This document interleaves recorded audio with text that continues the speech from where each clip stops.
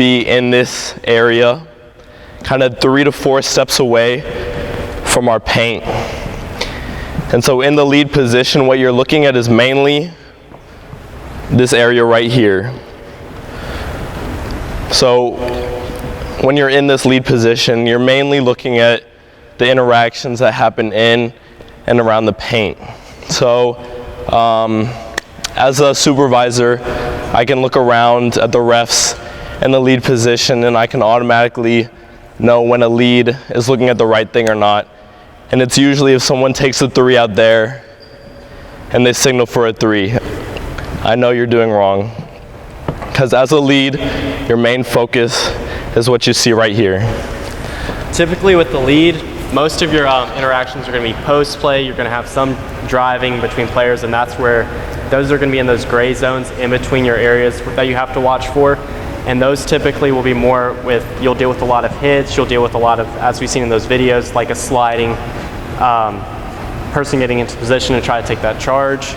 But a lot of stuff's going to be happening going up for the shot, going for the rebound, making sure there's no over the backs. Basically, especially if there's a shot outside the paint, you have to make sure not to catch yourself looking at the ball, but watching everything going on here, because there's going to be a lot of times where you'll have a person who completely goes over a person and then leans over to get a rebound and stuff like that. Now, a person is allowed to legally just out-jump someone and go ahead and go up straight for the ball.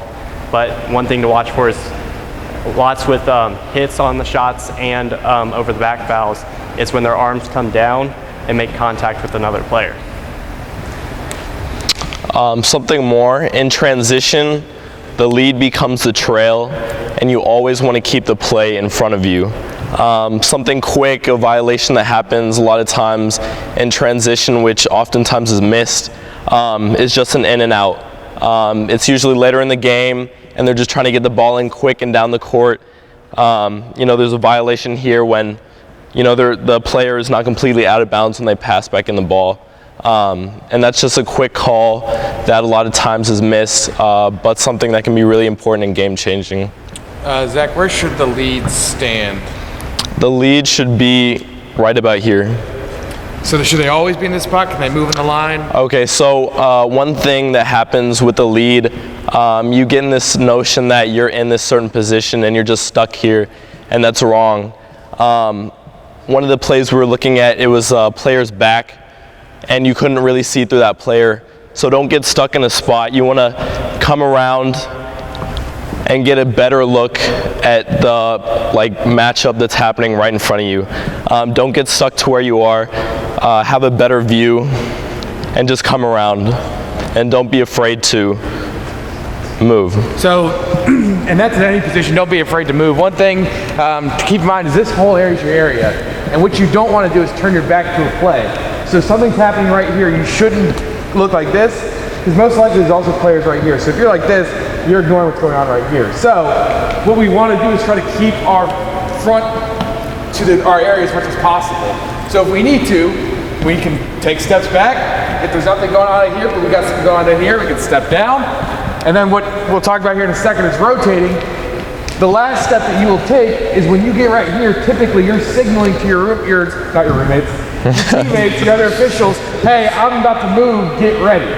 So as a rule of thumb, in most situations, you want to start wide and then work in. So that you're not just walking around like this constantly on the baseline, because you want to get to a spot, you want to get an angle, you want to stop. And then as Zach said, you can take a couple steps this way to get you some more depth on the play that's going on. But like I said, you don't want to turn like this in order to turn behind you. That's in any position on the floor as well. Now, one of the bigger things also is when the play's been on that side of the court for a while, and say this is the area you're supposed to be watching, there's not a matchup for you to watch here, and this isn't happening with quick rotations where they're just swinging the ball around. This is if the ball has been there for a bit, and you need to adjust to actually be able to get a view that you can have an input on the play, because if you're looking through people at this angle, you're not going to have the best view of if they were to drive to the basket or get a play on that side where there's a post player going up and he maybe got hit, but you can't see him through the person. So you'd have, whenever you're doing that, you notice that you don't have a matchup in your zone and the play is on that side of the court, you need a signal to your center over there that you're rotating and start to move to the 3 to 6 feet on the other side and go ahead and transition, and they should transition to a trail, and this person should transition to the center. Come here. All right. Fishable again.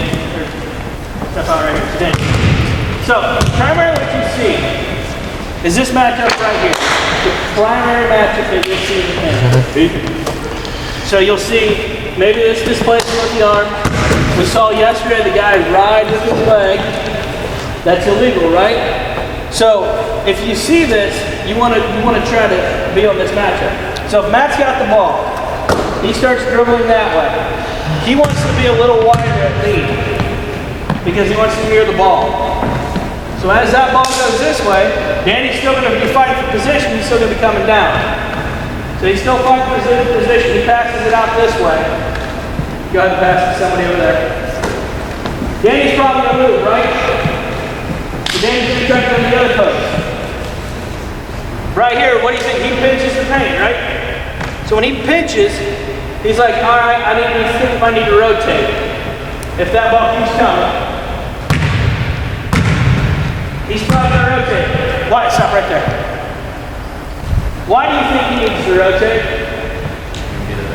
He can't see. He can't see that. He can probably guess at that, but he can't see a two-hand shove. So that's why you want to move at the lead position to maintain it. Like they said, this is your primary.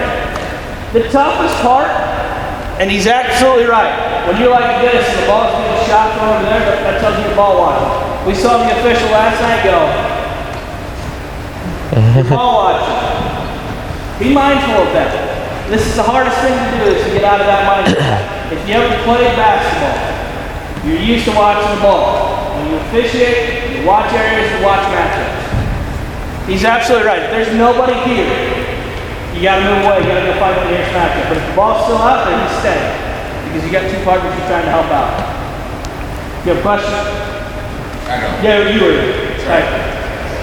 Continue. When you rotate, make the decision to rotate. Don't start walking like this. Man, no, it's going back this way. You want to give it a second. So don't feel like as the ball's moving, you got to immediately start walking this way. You can give it a second and then move. So don't get caught in the middle. If someone's driving to the basket real quick, you're not prepared for it, they take you out, and that's what you want to avoid. So you don't want to hang out between the lane underneath the hoop. That's where a lot of the action's coming, and it's coming this way. You want to avoid that. Another big thing that a lead has to do is deal with passes in and stuff like that. Typically, say the ball goes out on this side, you want to be on the outside of the player when you hand them in the ball, so you can still get that view inside of the paint what's happening and not be having to deal with them being in your way. Typically, so if it's on the other side, you obviously want to reverse it. You just don't want to be obstructed by them whenever you're going ahead and dealing with that ball. Another thing, as lead, you're kind of in charge of where your other refs are positioned. So, being that you're lead, you can transition to where the play is, but you just want to check, you have a chance to check now where your other refs are. So if you're here, your ref across from you should be trail, and your center should be over here. And if you transition, then you have to make sure that that center becomes the trail, and the trail over here becomes the center. And signal to them, do something, make sure they look, and so they know that when you're going back down to the other side, that everybody's in the right place. You don't want to have two leads over there and one center or trail. So, What if your lead right here and the ball goes out of play right over there? What do you do? if your lead right here, so yeah, you transition over, take it out, and then that trail, or the center becomes the trail now, or the lead, and then you're going to the other side. You ever just time to toss the ball this way and just say, hey, go take the ball? Yeah, don't do that. Now, like I told you yesterday, I'm going to pay you to work out for a couple hours. Take the extra 6, 7, 8 steps it is to get over there and put yourself in position. especially if you're staying here. If you're staying on this side and the offensive team's going at this hoop, because then that puts you in a position to better call that play. Alex, what line are you responsible for when you are the lead? The baseline, and then You can step out. You can step out here. typically you're dealing with the baseline. Also, if there was something happening in this corner where there was people blocking the trail's view, that may be something depending on the matchup that you have to look for. But typically, you're responsible for this baseline, and center can help you on that side if you don't have the best view. It's all depending on who has the best view, and that's where communication is key completely when dealing with those matchups. Just so you don't call it one way and then you have a disagreement between officials, and then the teams are going to think that you aren't as confident. That's where if you take a second, talk with the official and explain what you saw and come up with a unified decision, that will end up coming out looking better. Anything to add? I give it to center.